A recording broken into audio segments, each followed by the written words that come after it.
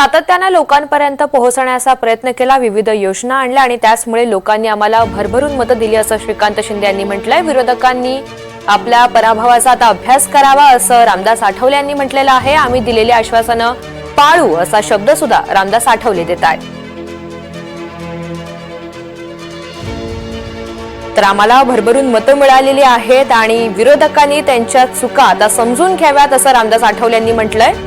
भाग्यश्री प्रधान आपल्याला या संदर्भातली अधिकची माहिती देणार आहेत। भाग्यश्री, आपण पाहतोय रामदास आठवले हे फडणवीसांच्या भेटीसाठी दाखल झाले। दुसरीकडे प्रामुख्याने अजित पवार आणि सुनील तटकरे सुद्धा आता थोड्याच वेळात भेट घेणार आहेत। सध्या काय घडामोडी घडतायत?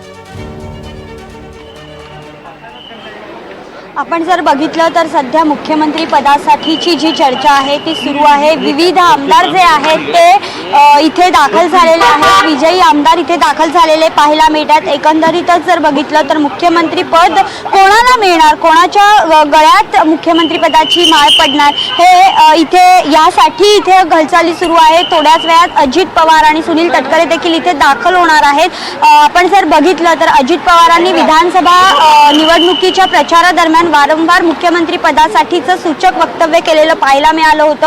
आता सध्या एकनाथ शिंदे जे कार्यकर्ते आहेत, पदाधिकारी आहेत, आमदार आहेत, ते देखील एकनाथ शिंदे यांना पुन्हा एकदा मुख्यमंत्री पद मिळावं यासाठी प्रयत्नशील आहेत। तर दुसरीकडे आपण जर बघितलं तर सगळ्यात मोठा पक्ष जो आहे तो भाजप ठरलेला आहे, त्यामुळे भाजपचे फडणवीस मुख्यमंत्री व्हावे अशी सगळ्यांची इच्छा आहे। आता आपल्यासमोर रामदास आठवले होते, ते देखील याच पद्धतीने म्हणालेले आहेत की मोठा पक्ष म्हणून सगळ्यात जास्त उमेदवार भाजपचे आलेले आहेत, म्हणून फडणवीसांची जी शक्यता आहे मुख्यमंत्री पदाची ती अधिक असल्याची माहिती इथे रामदास आठवले यांनी दिली। त्याचप्रमाणे त्यांनी सांगितलं की दलित मतांचा जो फायदा आहे तो भाजपला आणि तिन्ही महायुतीतील पक्षांना झाल्याचं देखील त्यांनी सांगितलं। आपण जर बघितलं तर आता राहुल नार्वेकर देखील इथे येऊन गेले, भाजपचे विविध विजयी आमदार इथे येऊन जात आहेत। थोड्याच वेळात आपण बघितलं तर अजित पवार आपण पाहतोय सागर निवासस्थानी आता घडामोडींना मोठा वेग आलेला आहे। मुख्यमंत्री पदाची माळ कुणाच्या गळ्यात पडणार हे आपल्याला पाहायचंय